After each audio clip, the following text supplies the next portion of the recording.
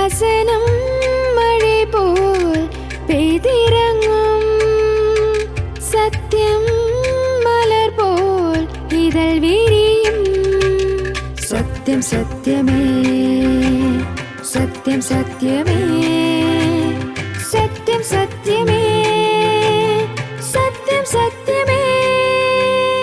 சத்தியம் சத்தியமே நேயர்களாகிய உங்கள் அனைவருக்கும் எங்களுடைய அன்பான வாழ்த்துக்கள். நம்முடைய வாழ்க்கையிலே குற்றமற்ற மனசாட்சி என்பது ஒவ்வொரு மனிதனுக்கும் தேவையான ஒன்றாக காணப்படுகிறது. குற்ற மனசாட்சி ஒரு மனிதனை நிம்மதியாக வாழ விடுவதில்லை என்பதை நம்முடைய அன்றாட வாழ்க்கையிலே பார்க்க முடியும். அநேக மனிதர்கள் தெய்வ பயமற்று தங்களுடைய குற்ற மனசாட்சியை புதைத்து வாழக்கூடிய ஒரு காலகட்டம் இன்றைய காலகட்டமாக இருக்கிறது. ஆனாலும் கூட அவர்கள் அந்த குற்ற மனசாட்சியிலிருந்து தப்பிப்பதற்காக பல்வேறு விதமான வழிமுறைகளை கையாளுகிறார்கள். தங்களுடைய மனதிற்கு மனசாட்சிக்கு நன்றாகவே தெரியும் அவர்கள் செய்திருப்பது குற்றம் தவறு என்று.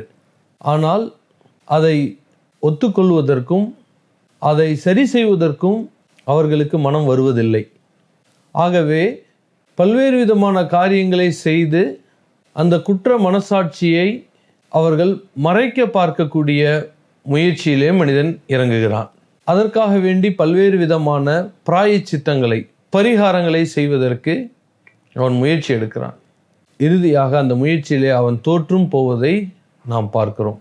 இந்த குற்ற மனசாட்சி என்பது அவனுடைய வாழ்க்கையிலே தன்னுடைய இருதயத்தை ஒவ்வொரு பொழுதும் அவனை நியாயம் தீர்த்து கொண்டே இருப்பதை பார்க்கிறோம்.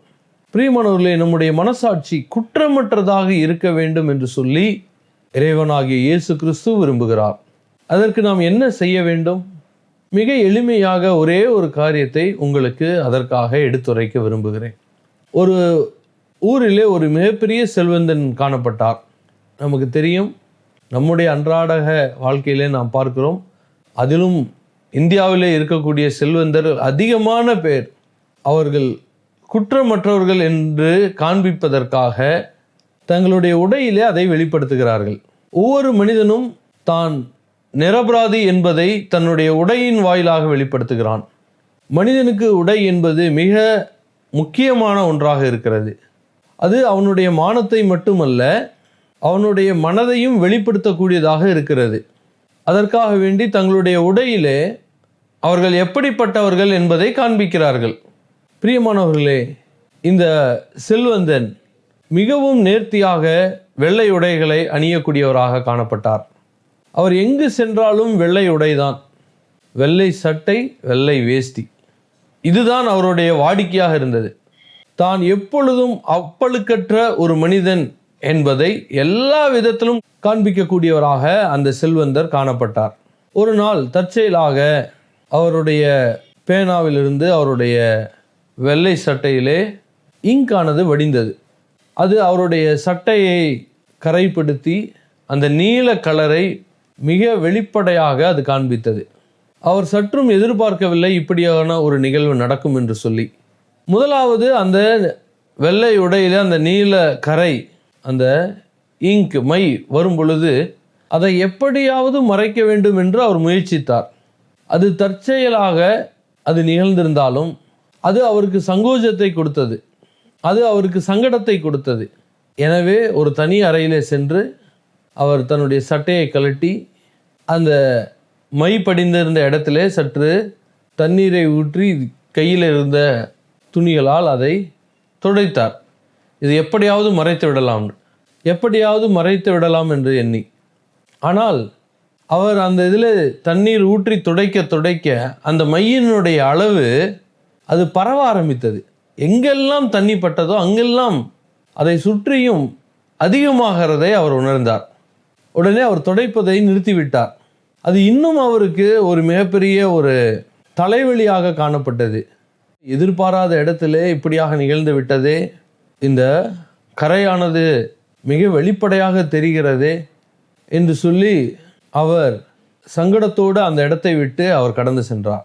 பிரியமானவர்களே, நம்முடைய வாழ்க்கையும் கூட சில நேரங்களிலே அப்படித்தான். நம்முடைய சிறிய சிறிய பிரச்சனைகள், நம்முடைய சிறிய சிறிய தவறுகள், பாவங்கள், அதை மறைப்பதற்கு நாம் முயற்சி எடுக்கும் பொழுது அது மிக பெரிதாக வெளிப்படுவதை நாம் உணர்ந்து கொள்ள முடியும். நாம் எந்த அளவிற்கு நாம் மறைக்க முயற்சி எடுக்கிறோமோ அந்த அளவிற்கு அது வெளிப்பட ஆரம்பிக்கும். இந்த செல்வந்தருக்கு அப்படியாக இது காணப்பட்டது. உடனே அவர் அந்த இடத்தை விட்டு நகர்ந்து சென்று, இனி இதை நான் ஒன்றும் செய்யக்கூடாது என்று சொல்லிவிட்டு அந்த சட்டையை சலவை செய்யக்கூடிய ஒரு நேர்த்தியான நபரிடத்தில் அவர் கொடுத்து விட்டு அதை சுத்தம் செய்து, அந்த சலவை தொழிலாளி சில நிமிடங்களிலேயே அந்த கரையை போக்குவதற்கான அந்த அமிலம் கலந்த அந்த பொருளை ஊற்றி அதை சுத்தம் செய்து கொடுத்தார். நம்முடைய வாழ்க்கையிலே நம்மால் சுத்தம் செய்ய முடியாத கரைபிடிந்திருக்கிற பாவங்களை மனிதன் கர்த்தராகிய இயேசு கிறிஸ்துவிடத்திலே கொடுக்க வேண்டியது அவசியம் என்பதை இந்த கதை வெளிப்படுத்துகிறது. அன்பான பிரியமானவர்களே, உங்களுடைய என்னுடைய வாழ்க்கையிலே பாவங்கள் எண்ணற்றதாக காணப்படுகிறது. இந்த பாவங்கள் ஒவ்வொரு மனிதனையும் ஒவ்வொரு வினாடியும் குற்றப்படுத்தி கொண்டே இருக்கிறது. அவன் தெரிந்தும் தெரியாமலும் எந்த வகையிலே செய்தாலும் கூட அவனுடைய மனசாட்சியானது அவன் ஒரு குற்றவாளி, அவன் தவறு செய்திருக்கிறான் என்று சொல்லி அவனை குத்தி கொண்டே இருக்கிறதை நாம் பார்க்க முடியும். இந்த மனசாட்சி அவனை உறுத்துவதால் அவன் பல விதங்களிலே தன்னை நீதிமானாக்குவதற்காக பரிகாரங்களை செய்வதற்காக முயற்சி எடுக்கிறான். அவன் தான தர்மங்களை செய்வதோ, அல்லது நேர்த்தி கடன் செலுத்துவதோ, அல்லது பாத யாத்திரை செல்வதோ, இப்படி பல காரியங்களை அவன் செய்கிறான். பிரியமானவர்களே, தான தர்மங்கள் தவறான ஒரு காரியம் அல்ல, கட்டாயமாக ஒவ்வொருவரும் செய்ய வேண்டியதுதான். ஆனால் தன்னுடைய குற்ற மனசாட்சியை மாற்றி போடுவதற்காக செய்யக்கூடிய எந்த ஒரு விஷயமும் அது பலன் தராது. பிரியமானவர்களே, குற்ற மனசாட்சி நீங்க வேண்டும் என்றால் அந்த மனசாட்சியை கழுவக்கூடிய ஒரு நபர் தேவையாக இருக்கிறார். அந்த மனசாட்சியை உண்டாக்கின ஒரு இறைவன் தேவையாக இருக்கிறார். அந்த மனசாட்சியை ஒவ்வொரு மனிதனுக்குள்ளாகவும் வைத்திருக்கிற இறைவன் அவனை பரிசுத்தப்படுத்த வேண்டியது அவசியமானவராக இருக்கிறார். மனிதனால் இது கூடாத காரியமாக இருக்கிறது. மனித முயற்சிகள் எல்லாம் தோல்வி அடையக்கூடியதாக இருக்கிறது. அவன் எவ்வளவுதான் காரியங்களை செய்தாலும், அவன் எவ்வளவு தூரம் வேளாங்கண்ணிக்கு நடந்து சென்றாலும், அல்லது எவ்வளவுதான் தனக்கு பிரியமான ஆலயங்களுக்கு சென்றாலும், கோவில்களுக்கு சென்றாலும், பிரியமானவர்களே, குற்ற மனசாட்சி நீங்குவதற்கு அந்த மனசாட்சியை பரிசுத்தப்படுத்துகிற கழுவுகிற கர்த்தராகிய இயேசு கிறிஸ்துவானவர் தேவையாக இருக்கிறார் என்று சொல்லி வேதாகமம் அறிவிக்கிறது. பிரியமானவர்களே, எந்த ஒரு நபராலும் உங்களுடைய மனசாட்சியை பரிசுத்தப்படுத்த முடியாது, கழுவ முடியாது. அதை கழுவுவதற்கும் பரிசுத்தப்படுத்துவதற்கும் இயேசு கிறிஸ்துவாகிய தேவன் இறைவன் தேவையாக இருக்கிறார்.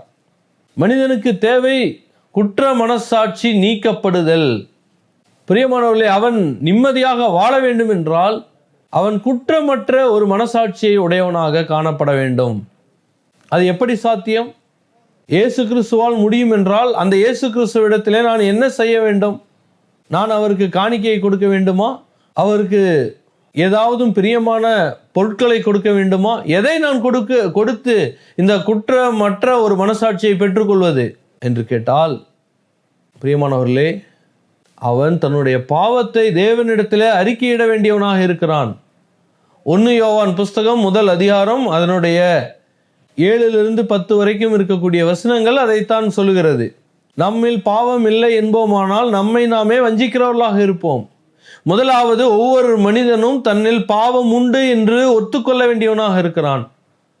உங்களுடைய வாழ்க்கையிலே என்னுடைய வாழ்க்கையிலே பாவம் உண்டு என்று மனிதன் ஒத்துக்கொள்ள வேண்டியது அவசியமாக இருக்கிறது.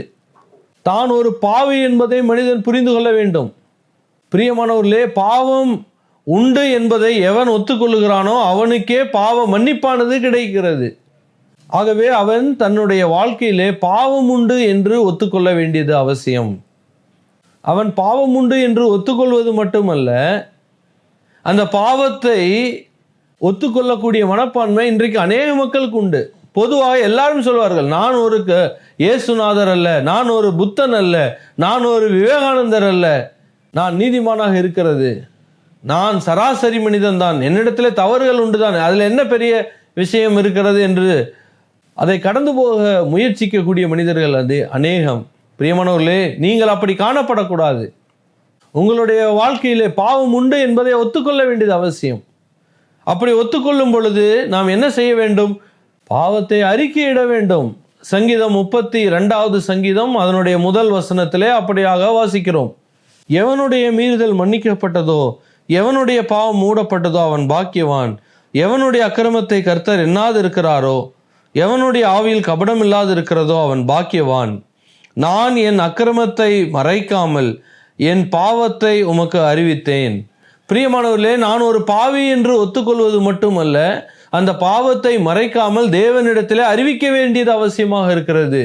இயேசுவே, நான் இது இப்பேற்பட்ட பாவங்களை செய்திருக்கிறேன், இந்த பாவங்கள் எல்லாவற்றையும் எனக்கு மன்னியும் என்று சொல்லி அவன் அறிவிக்க வேண்டியவனாக காணப்படுகிறான்.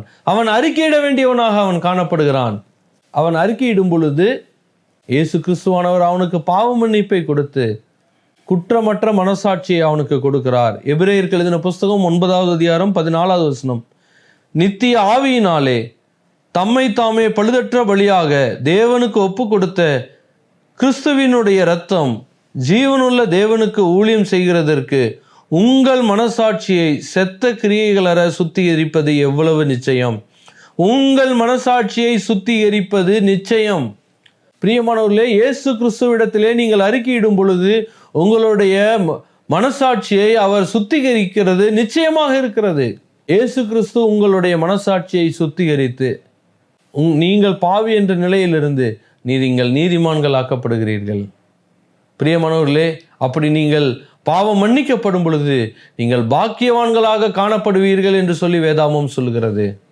இயேசு கிறிஸ்து இந்த பூமிக்கு வந்திருப்பதற்கான மிக முக்கியமான காரணம் நம்முடைய குற்றமுள்ள மனசாட்சியை நீக்கி குற்றமற்ற மனசாட்சியை நமக்கு கொடுப்பதற்காக.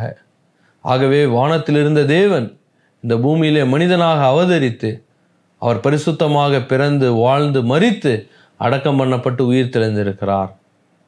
ஆகவே அவருடைய மரணத்தை யார் ஏற்றுக்கொள்ளுகிறார்களோ, எனக்காக வேண்டி அவர் சிலுவிலே செத்தார் என்று யார் ஏற்றுக்கொள்ளுகிறார்களோ, எனக்காக வேண்டி அவர் உயிர் தெழுந்தார் என்று யார் ஏற்றுக்கொள்ளுகிறார்களோ அவர்களுக்கு பாவ மன்னிப்பின் வாழ்க்கையை அவர் கொடுக்கிறார். மனசாட்சியை, குற்றமற்ற மனசாட்சியை அவர் கொடுக்கிறார். அதன் மூலமாக நீங்கள் சமாதானத்தையும் நிம்மதியையும் பெற்றுக்கொள்ள முடியும். ஆகவே இயேசு கிறிஸ்து உங்களை இதற்கென்று அழைக்கிறார், இலவசமாக அழைக்கிறார். நீங்கள் வெள்ளியினாலும் பொருளினாலும் பணத்தினாலும் இந்த மனசாட்சியை பெற்றுக்கொள்ள முடியாது. மாறாக நீங்கள் அறிக்கையிடுவதின் மூலமாக இயேசு கிறிஸ்துவின் இடத்திலே பெற்றுக்கொள்ள முடியும். அந்த இயேசு கிறிஸ்து தாமே உங்களுக்கு தருவாராக. இயேசுதாமே உங்களை ஆசீர்வதிப்பாராக. ஆமென். சத்யம் சத்யமே, சத்யம் சத்யமே, சத்யம் சத்யம்.